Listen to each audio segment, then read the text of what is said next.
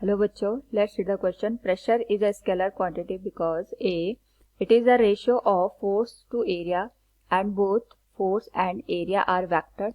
B it is the ratio of the magnitude of the force to area. C it is the ratio of the component of the force normal to the area.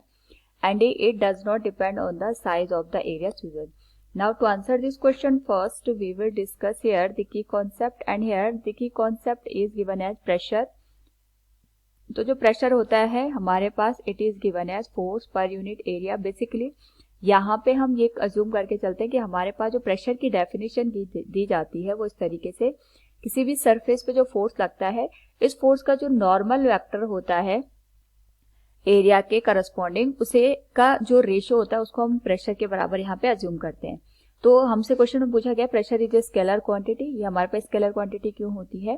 क्योंकि हमें पता है जो pressure होता है it is a ratio of force per unit area. Basically जो force होता है इसका हम यहाँ पे वो कंपोनेंट चूज करते हैं जो एरिया का जो नॉर्मल वेक्टर है उसके करस्पॉन्डिंग हो. यानी सपोज हमने यहाँ पे कोई ऑब्जेक्ट ले लिया, इस पे मैंने फोर्स लगाया इस तरीके से.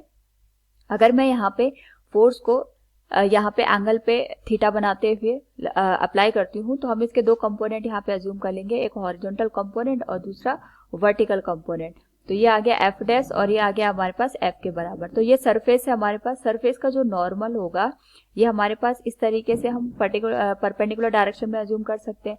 तो इसके करस्पॉन्डिंग जो हमारे पास फोर्स का कंपोनेंट आएगा उसी को हम यहाँ पे अज्यूम करेंगे. यानी हमारे पास यहाँ पे जो कंपोनेंट है ये डाउनवर्ड डायरेक्शन में एक्ट कर रहा है और ये हॉरिजॉन्टल डायरेक्शन में.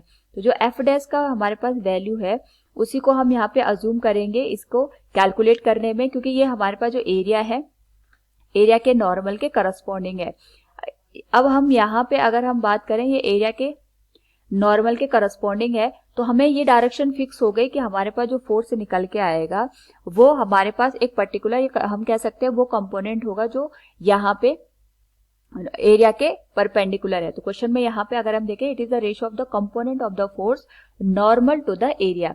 तो हमारे पास हम फोर्स किसी भी डायरेक्शन में लगाए, चाहे हमने फोर्स इस तरीके से यहाँ पे थीटा एंगल पे अप्लाई कर दिया, चाहे हमने फोर्स को इस तरीके से यहाँ पे थीटा डैश एंगल पे अप्लाई कर दिया, तो हमें ये पता है कि हमारे पास यहाँ पे जो एरिया आएगा उसका परपेंडिकुलर डायरेक्शन में जो फोर्स का कंपोनेंट होगा उसको हम यहाँ पे सेलेक्ट करके वैल्यू को फाइंड आउट करेंगे. तो एक तरीके से हमारे पास यहाँ पे जो फोर्स का वैल्यू है वो फिक्स हो गया. तो हम कह सकते हैं कि it is the ratio of the component of the force normal to the area.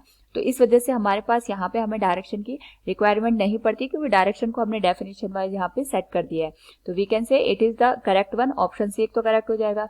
दूसरा अगर हम अदर ऑप्शन को देखें, it is the ratio of force to area and both force and area vector. तो इस वजह से हमारे पास ये ऑप्शन इनकरेक्ट हो जाएगा, क्योंकि अगर दोनों वेक्टर क्वांटिटी है तो हमारे पास जो प्रेशर है उसको भी वेक्टर क्वांटिटी होना चाहिए था. अगर हम बात करें B, it is the ratio of the magnitude of the force to area, it is also incorrect one. क्योंकि अगर हम मैग्नीट्यूड ऑफ द फोर्स की बात नहीं कर रहे हैं यहाँ पे, हम यहाँ पे फोर्स का वो कंपोनेंट ले रहे हैं जो एरिया के नॉर्मल है. तो यहाँ पे हम इसको इस तरीके से अंडरस्टैंड कर सकते हैं. अगर हम केवल फोर्स के मैग्नीट्यूड की बात कर रहे होते तो हम इसमें जो टोटल फोर्स हम अप्लाई करते हैं उसको यहाँ पे टोटली कैलकुलेट करते हैं. लेकिन इस केस में हम यहाँ पे केवल फोर्स के मैग्नीट्यूड की बात नहीं करते हैं, हम वो कंपोनेंट लेते हैं जो एरिया के नॉर्मल हो. तो हमारे पास जो बी ऑप्शन है वो इनकरेक्ट हो जाएगा. सी ऑप्शन हम ऑलरेडी डिस्कस कर चुके हैं. And D is saying that it does not depend on the size of the area chosen, it is also correct one.